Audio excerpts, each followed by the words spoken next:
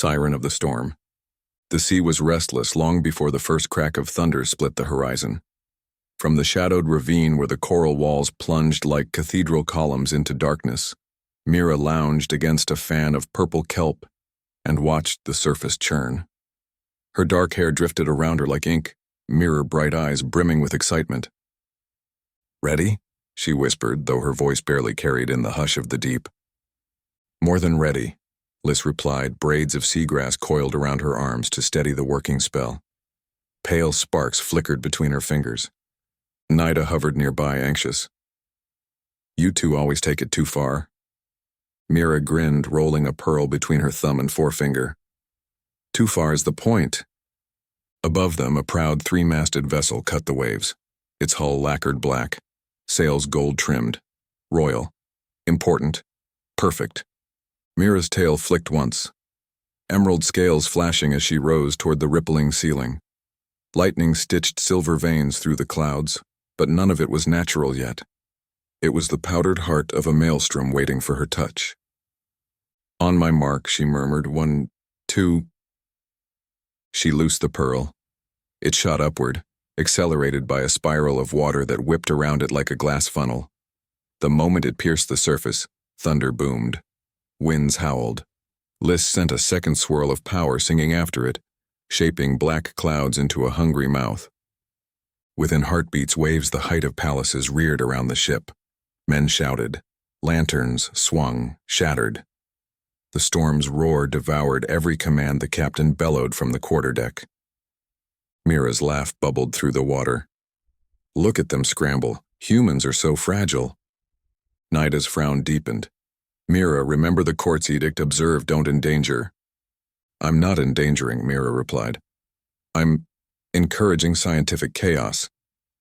She twirled, arms outstretched, feeling the storm answer every motion like threads on a loom.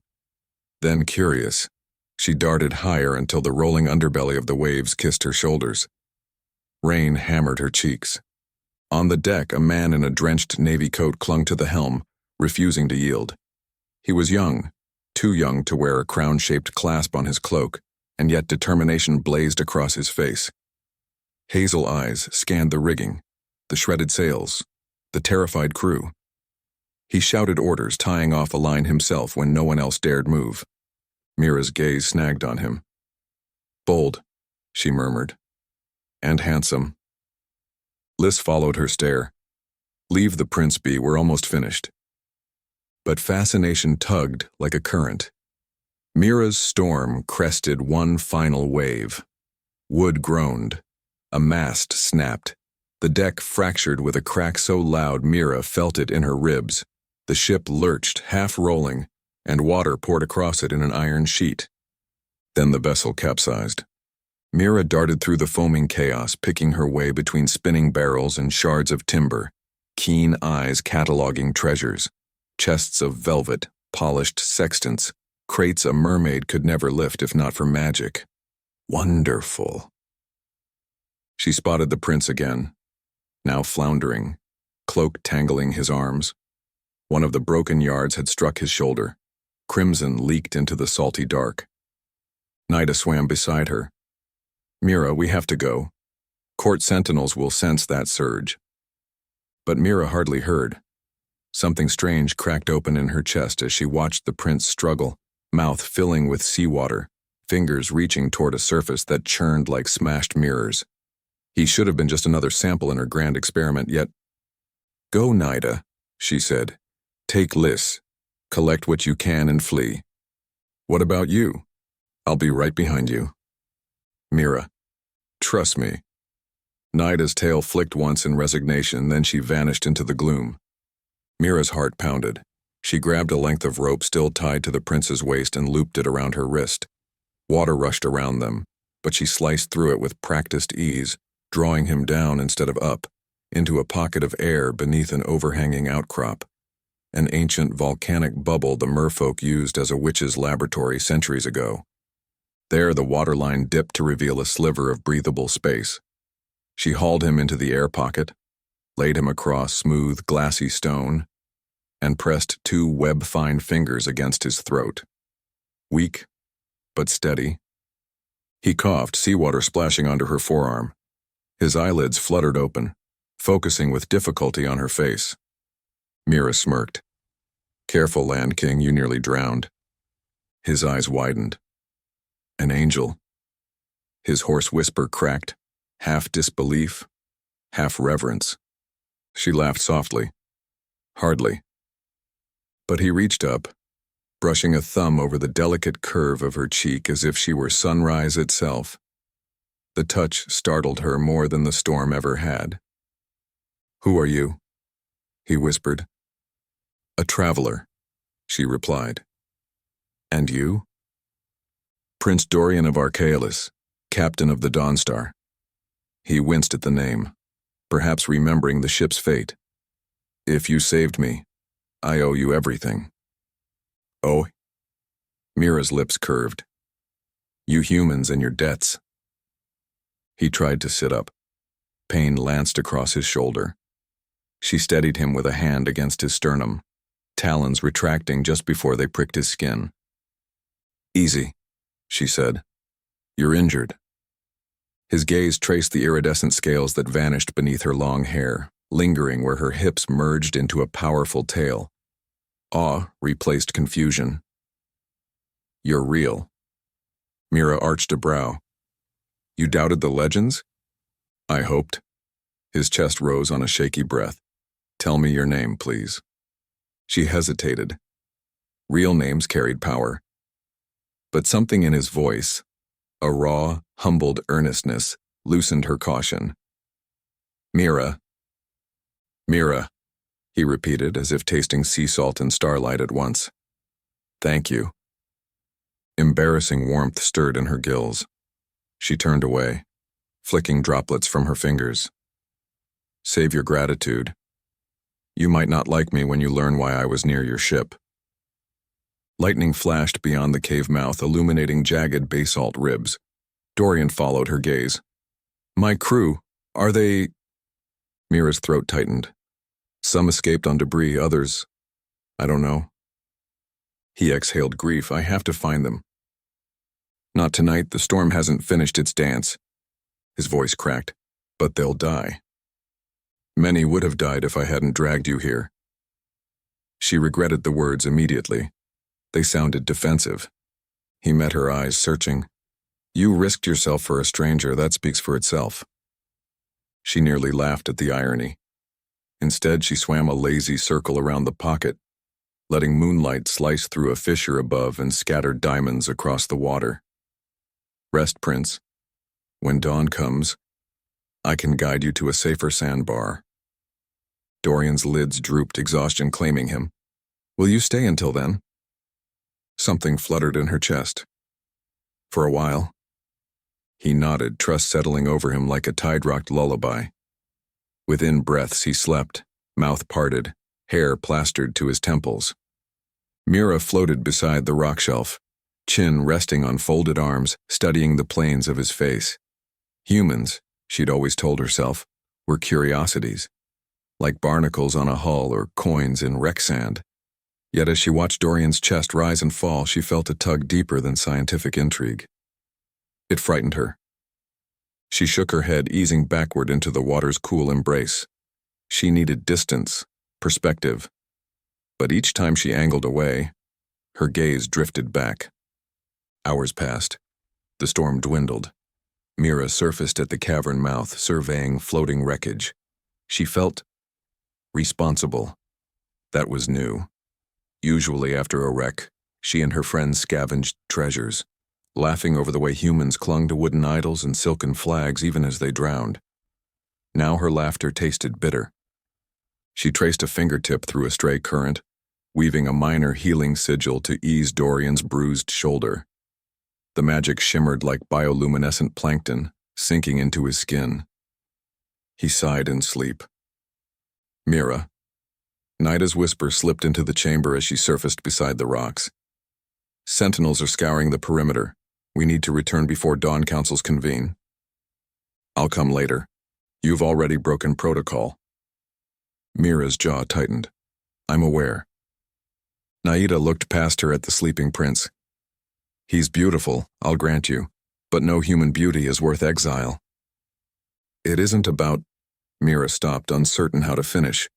I just caused this. I can't abandon him to drown or starve. He'll be rescued by his own people eventually. Perhaps, perhaps not. Mira glanced through the fissure to the bruised sky where gulls circled debris. Let me see him safely ashore. Then I'll face whatever the court decides. Nida studied her, worry softening into reluctant solidarity. One day, she said, when they chain you beneath the Siren pillars, remember I tried to drag you home. Mira managed a rueful smile. Drag harder next time. Nida disappeared into the gloom. Mira turned back to Dorian. The spell glowed faintly beneath his skin like dawn behind clouds. She brushed wet strands from his brow. The contact tingled. Human, she whispered. Why do you complicate everything? He didn't answer, but the honesty of his breathing almost felt like one. When the first pale wash of morning seeped through the crack overhead, Mira nudged Dorian awake.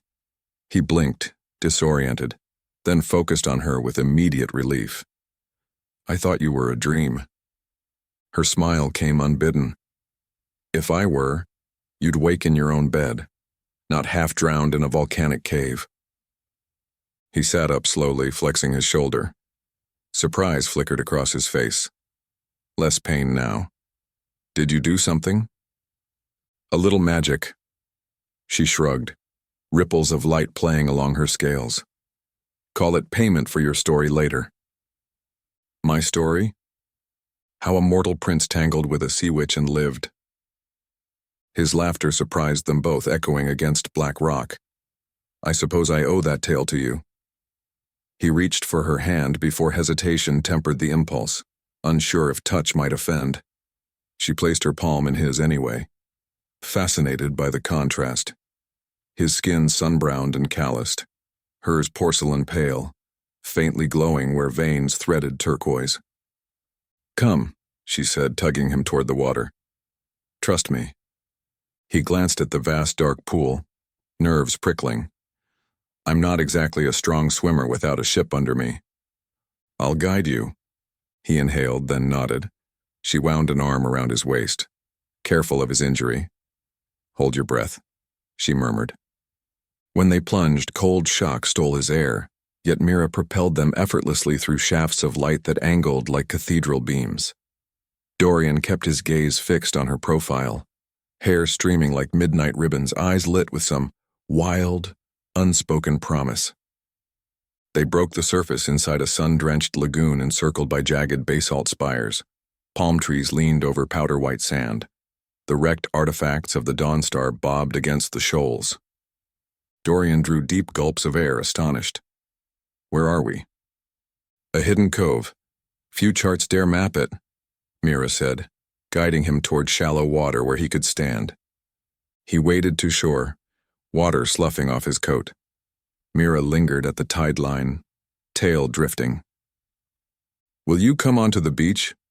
He asked. She shook her head. The sun dries my gills. He pressed a hand over his heart, gratitude and marvel mingling. I don't know how to thank you, Mira. Survive. Her tone tried for flippancy but wavered. And maybe entertain me while you do. A smile tugged at his lips. I'd rather you stay and talk. I have 1,000 questions. Then visit the water's edge at dusk, she said, already backing into deeper shallows. I'll consider answering a few. Dorian's eyes softened. Then I'll be waiting. She hesitated, the pull between them taut as a bowstring. Finally she dove, tail flicking a luminous arc, and vanished beneath sapphire waves.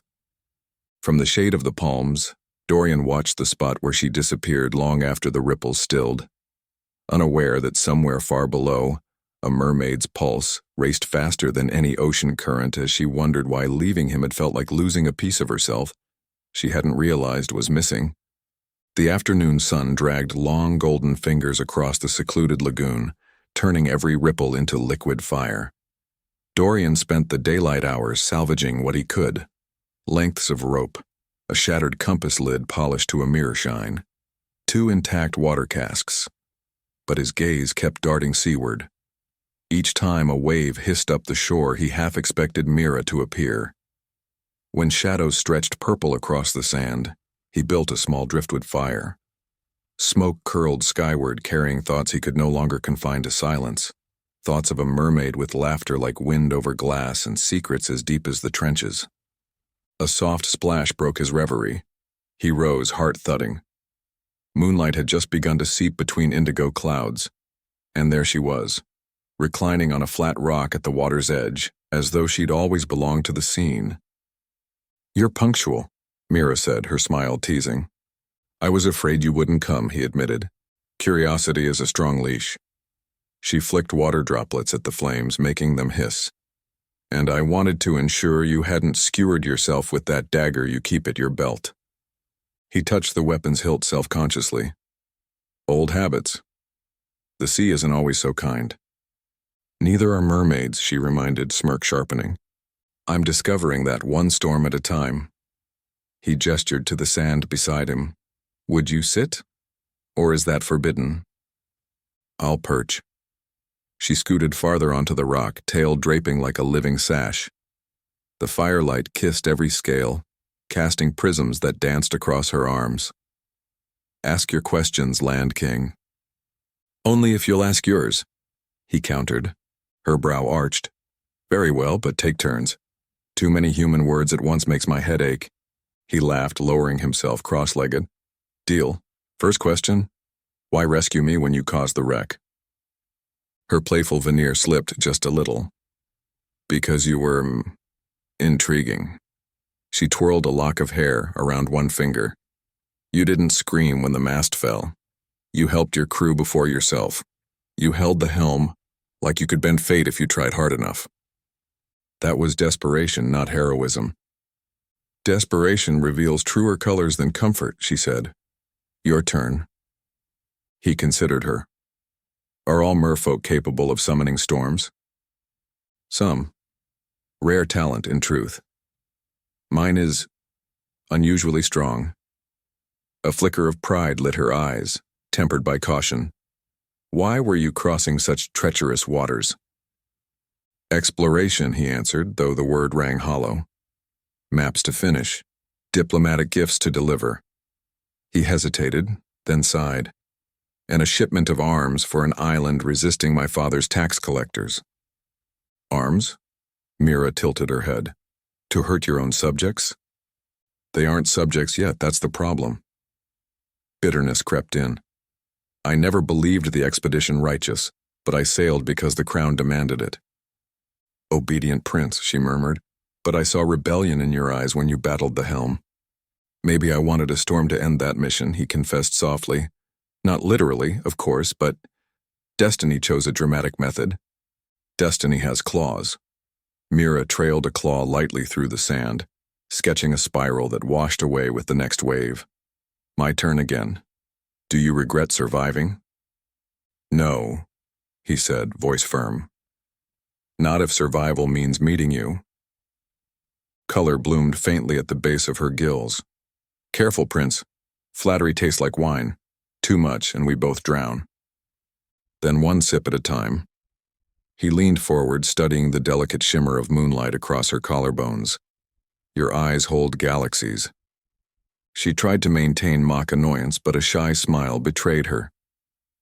"Next question," she said quickly, "before your sweet words turn my fins to jelly."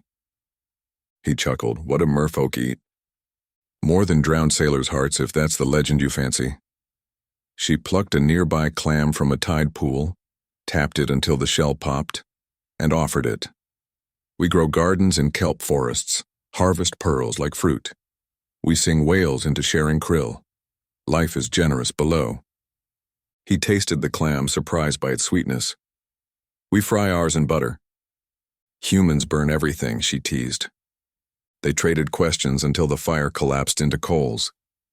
When his voice rasped from telling childhood stories, Mira gestured toward the quiet lagoon. "Swim with me. Water will soothe your throat." He followed her to the shallows, gasping at the sudden cool.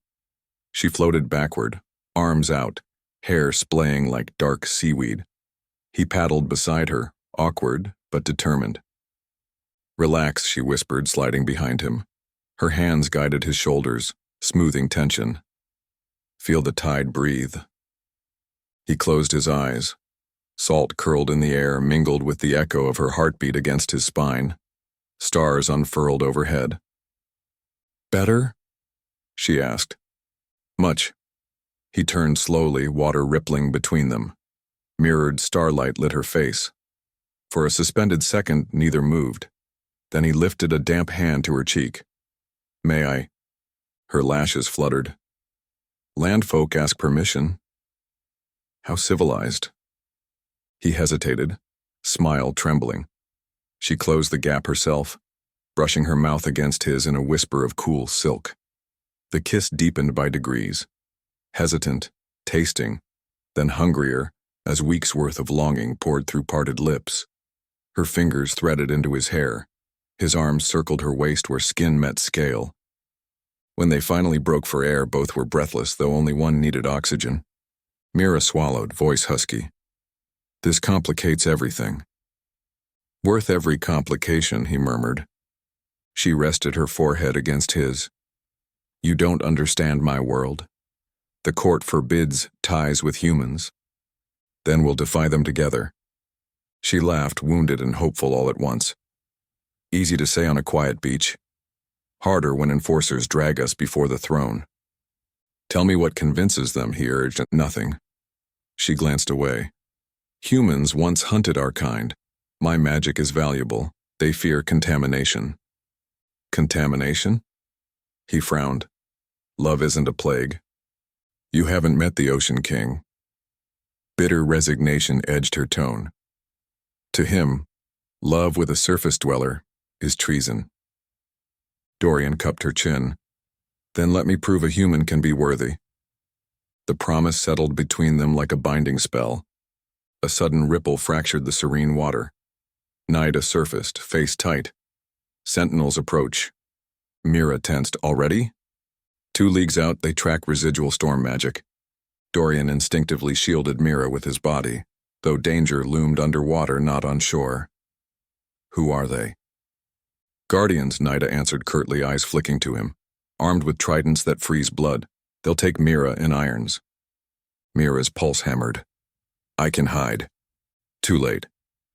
Nida shook her head. "They'll sense your signature.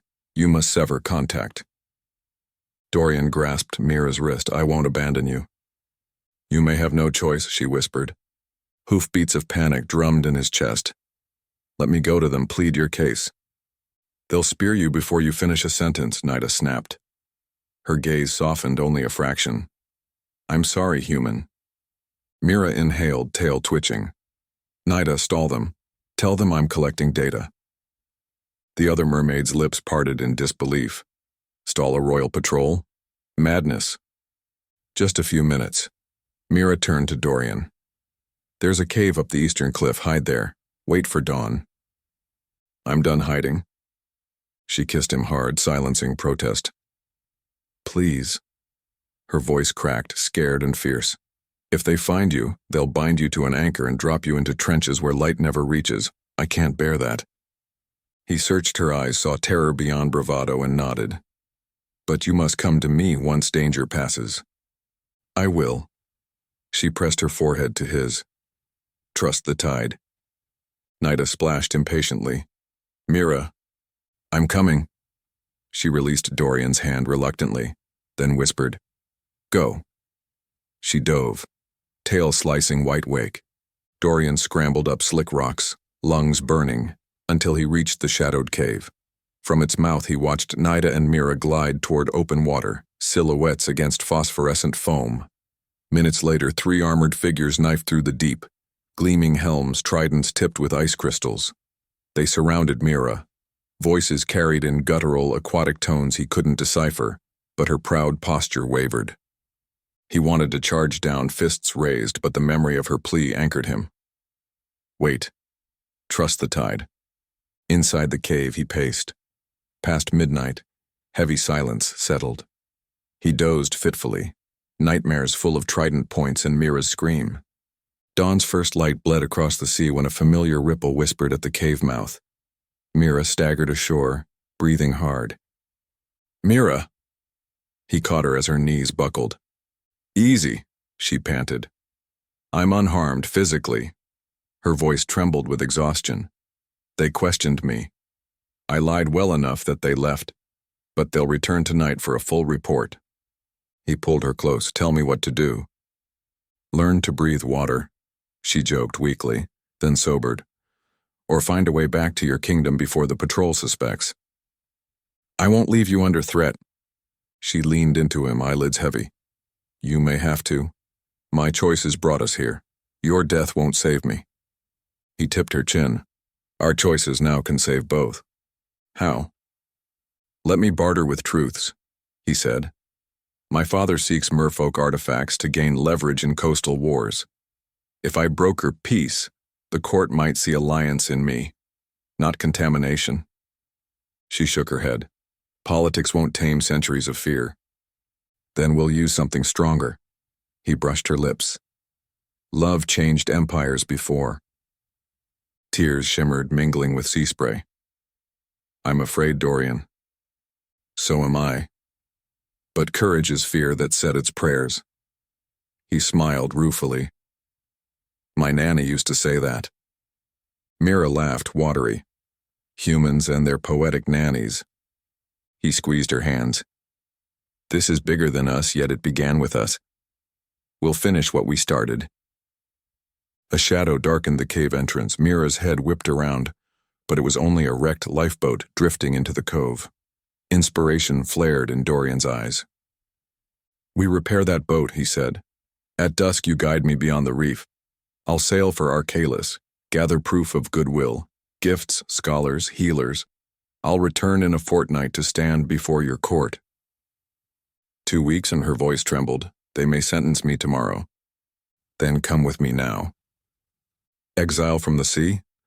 She looked to the water, yearning etched deep. "I wouldn't survive long on land." He exhaled, frustration taut. "There must be another path." "We'll find it," she whispered. "Just not today." He pulled her into his arms, forehead to hers, sun rose, gilding them in molten light. "Then until dusk we work."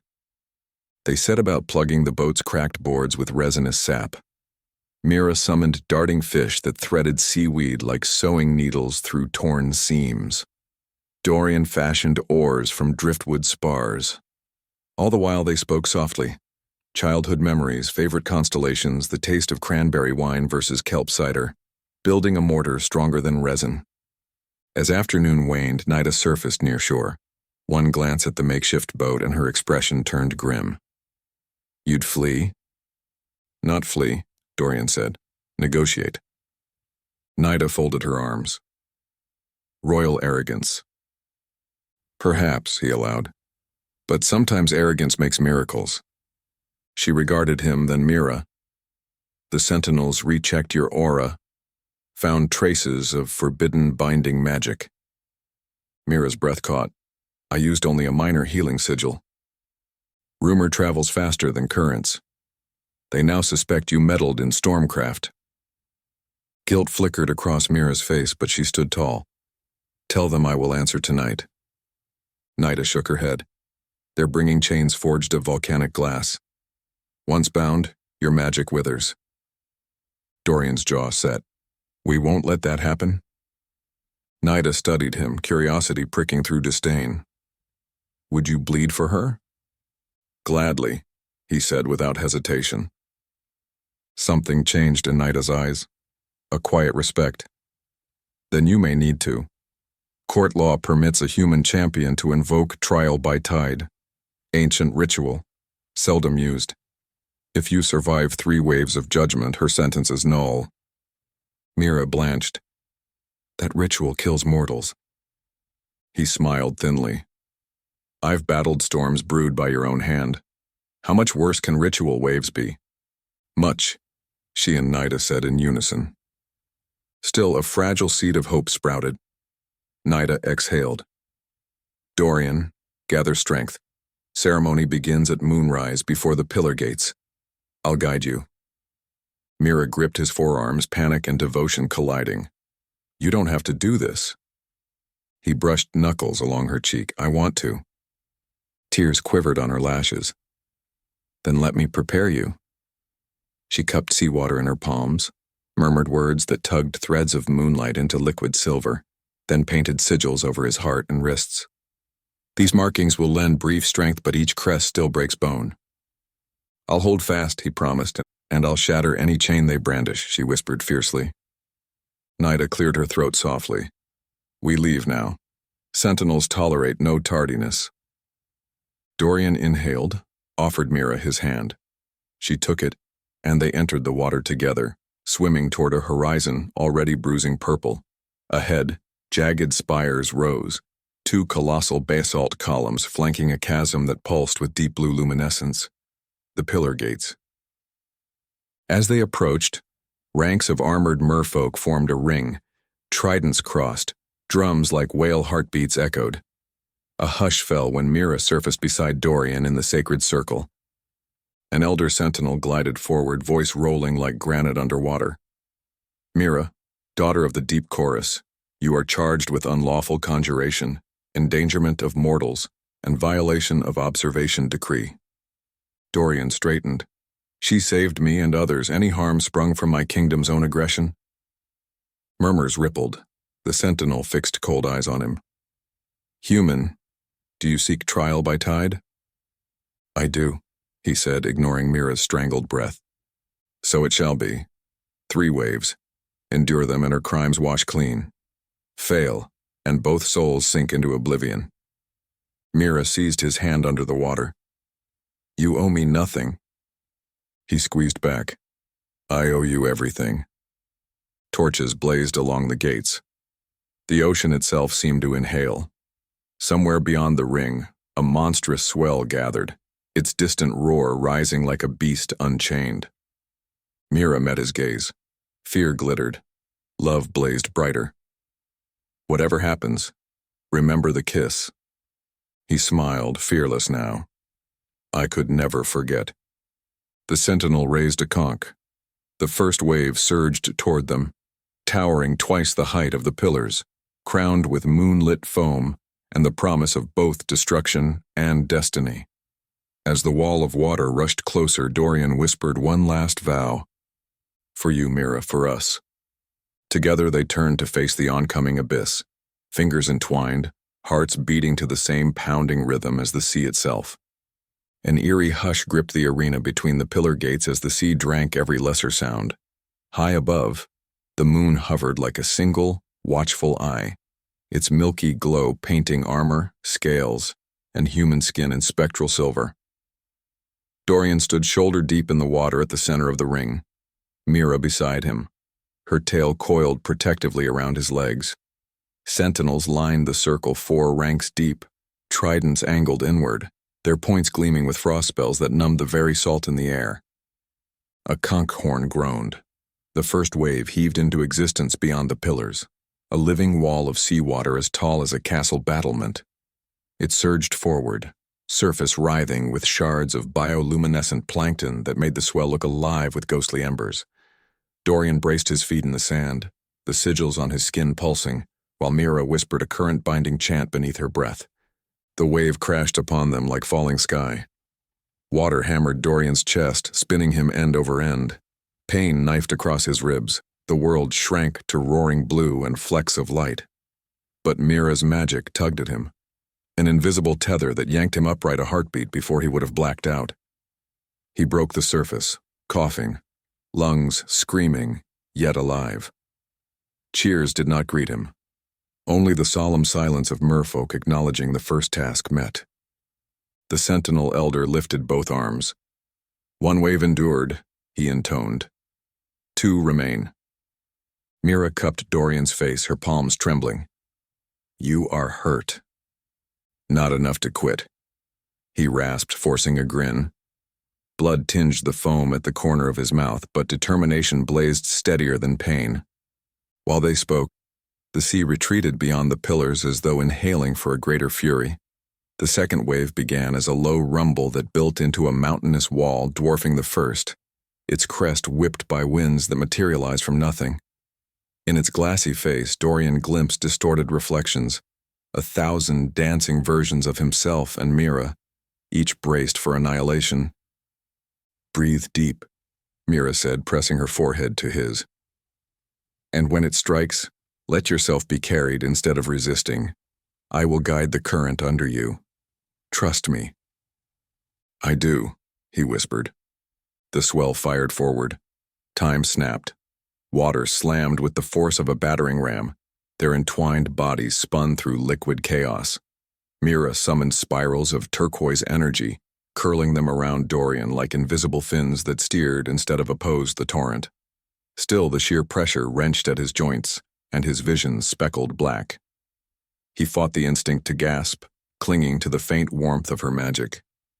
At last the wave spent its wrath upon the inner cliff walls. Broken mast shards and coral debris tumbled around them. Mira surfaced first, scanning frantically until Dorian's head broke water a few lengths away. She shot to him, hauling him close. Blood trickled from his ear. His breaths came ragged, but he smiled weakly. "That all you've got?" He joked to no one, though the words wheezed more than rang. A ripple of shock traveled the guardians. Even Nida's lips parted in awe. The elder sentinel lifted the conch once more, voice resonant. 2 waves endured. The third approaches. Should the mortal survive, the charges are absolved. Should he fall, both perish in the deep. Dorian sagged against Mira. Strength ebbed, sigils dimming. She rested her cheek to his. "One more," she whispered, though fear quivered in every syllable. "But the third is the tidebreaker. No mortal has withstood it in an age." "Then I'll be the first in an age." He coughed, winced. "Help me stand." She steadied him, rage shimmering in her eyes when she glared at the ring of soldiers. "You would kill the only human who's extended a hand instead of a harpoon." The elder's expression remained stone. "The law predates your birth, Stormcaller." Lightning flickered on the horizon, silent but ominous. Mira's hair lifted as static laced the air. The sentinel's gaze narrowed, sensing her power coil. "Mira," Dorian murmured, sensing the storm inside her. "If you strike them, we lose everything." Her jaw clenched. "They would drown you like a stray gull. And you would burn for saving me." He reminded gently. "Let me finish this." She swallowed hard, then nodded, palms pressing glowing sigils anew onto his sternum. A last surge of borrowed vitality. Beyond the pillars, the ocean convulsed. The tidebreaker was less a wave than a deep-sea mountain ripped loose, taller than city walls, its base churning with swirling boulders and wreckage pulled from the abyssal floor. White lightning spidered across its face, each bolt cracking the night like rent cloth. The guardians chanted low, ancient words that resonated in the bones of the sea. Water drained away from the arena, leaving the seabed exposed and quivering beneath Dorian's and Mira's feet. Somewhere behind the towering swell, a vortex inhaled the moon's reflection whole. Dorian faced it with knees shaking.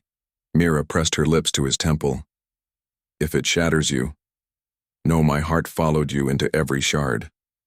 He cupped the curve of her jaw, thumb stroking the pearlescent sheen where cheek met gill. "Then I cannot break." The tidebreaker roared forward. Every sentinel lowered tridents to channel its path. The impact came like the fall of worlds. Dorian and Mira were swallowed by darkness so complete it erased sound. Pressure compressed his lungs to needles, his ribs screamed. Something solid, perhaps a tumbling boulder, struck his hip, spinning him. Sigils flared, cracked, flickered out. He felt bones give. Water flooded every sense, every cell. Somewhere distant he heard Mira screaming his name, her voice shredding against the current. Her magic reached for him but shattered against the raw, elemental violence. He tumbled deeper, deeper. The faint shimmer of her power lost in black. Consciousness thinned to a single thread. Images flashed. The helm in a storm. Mira's smile. Moonlit kisses. Promises yet to keep.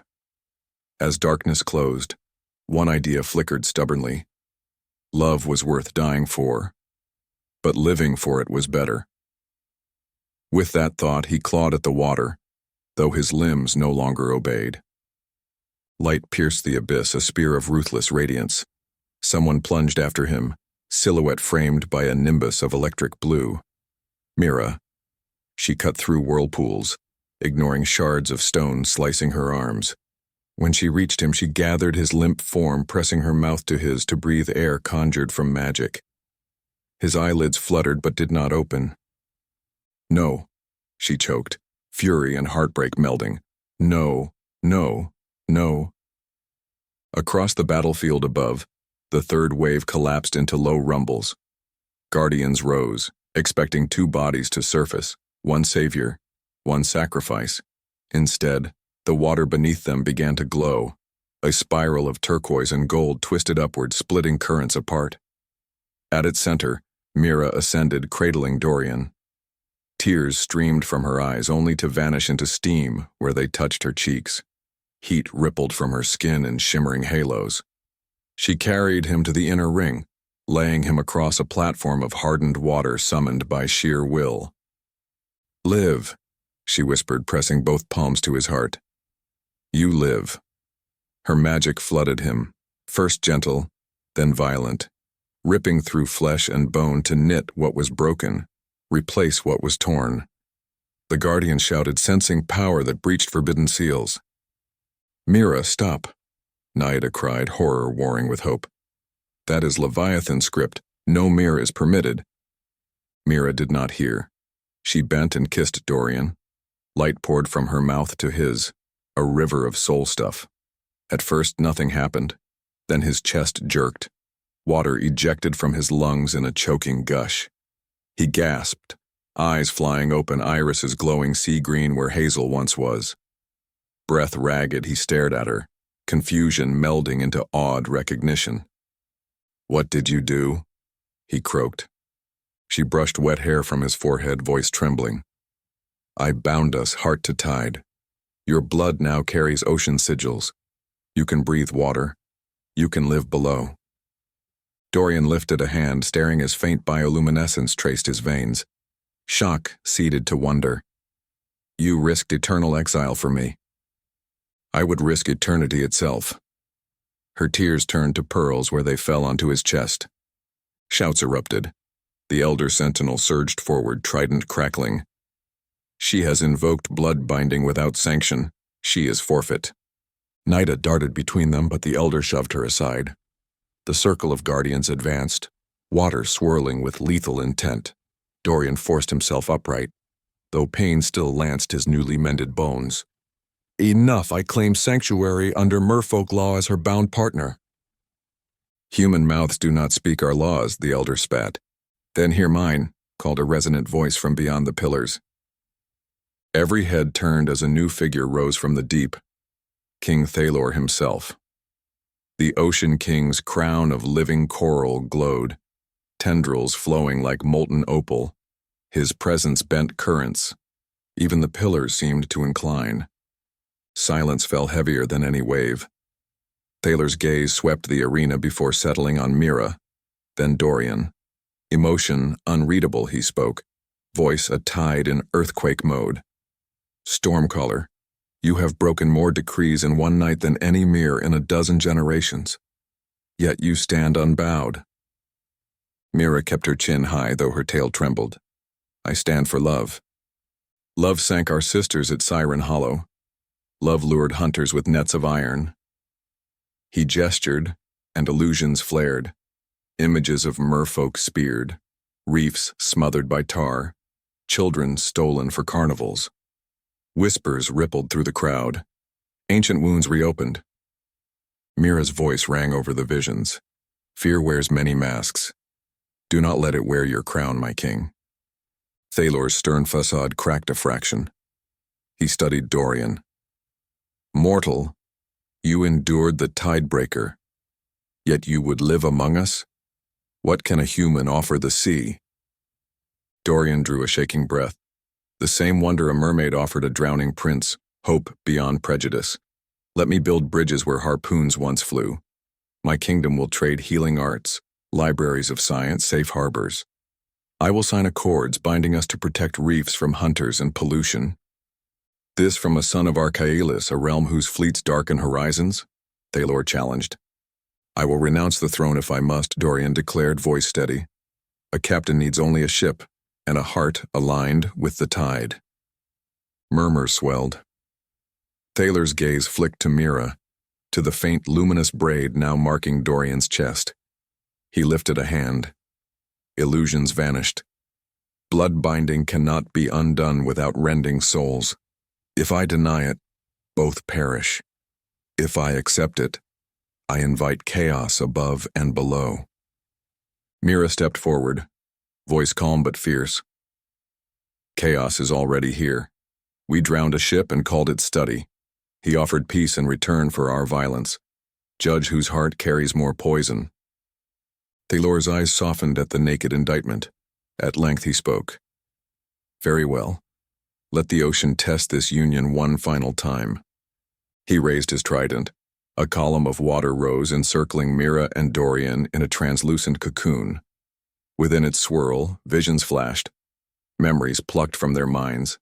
Mira's laughter during the storm. Dorian's childhood dream of mapping the unknown. Their kiss beneath starry water. The agony of the tidebreaker. The forgiveness in Mira's eyes when she healed him. The cocoon dissolved. Thalor lowered the trident. The current speaks truth. Their love is no infection, it is confluence. I decree the binding recognized. Stormcaller Mira will answer to her own conscience for the storm, but no chains shall claim her. Relief shuddered through Mira so violently she swayed. Dorian caught her, arms firm. The crowd erupted, not in rage, but in ripples of chatter, curiosity, grudging admiration. Nida exhaled a sob, half laugh, half disbelief. Thalor continued, voice echoing. Prince, or perhaps Captain, Dorian, you are welcome in the midwaters if you honor your promises. Harm this realm, and the tide will remember. Dorian bowed as best he could in water. I will carve each promise into every map I draw. Thalor nodded once, then sank back into the depths, guardians flanking him. The arena emptied slowly, some merfolk casting wary glances, others nodding in tentative respect. Moonlight poured like blessing onto the battered couple. Mira pressed her forehead to Dorian's, tears finally free. You live. So do you, he whispered, and so does our future. In answer, she guided his hand to her chest where her heart thudded strong. He smiled, then kissed her, salt and warmth mingling, the bond between them humming like the meeting of two currents long sundered. Nida approached, wiping her cheeks. You fools changed the tide tonight. Mira laughed, the sound shaky but bright. All it took was nearly killing him 3 times. An efficient method, Nida teased, then sobered. The court will watch every step you take. Let them, Dorian said. We'll give them a show worth watching. Maps drawn in partnership, songs sung in 2 tongues. Nida's smile softened. Then may the sea favor you both. She disappeared into the dark, like a silver dart. Dorian turned to Mira. What happens now? Now you learn to swim with a tail, she said, mischief sparking anew. And I learn what it means to love without fear. He traced the line of her gills. Take me home, Mira. She wrapped her arms around his neck, tail curling under his legs. Hold your breath and your heart. We dive on the count of 3. 1, he whispered, their noses touching. 2, she answered, voice trembling with joy. 3, they breathed together, then plunged. The sea embraced them, cool, eternal, alive. Dorian inhaled instinctively, and water flowed into lungs that no longer drowned. Instead, it thrummed, singing through blood newly written with runes of the deep.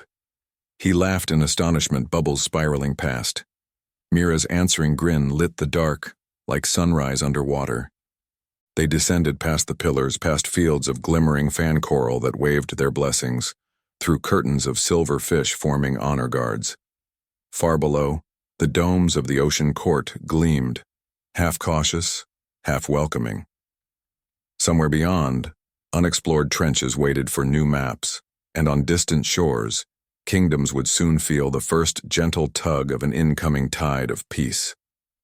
Hand in hand they swam toward tomorrow, each heartbeat a promise, each current a verse in the story the sea would tell for centuries, of a mermaid who conjured a storm to study humans, and a prince who braved that storm to find her heart, and of the love that bound them tighter than any chain, stronger than any wave, as boundless as the ocean itself.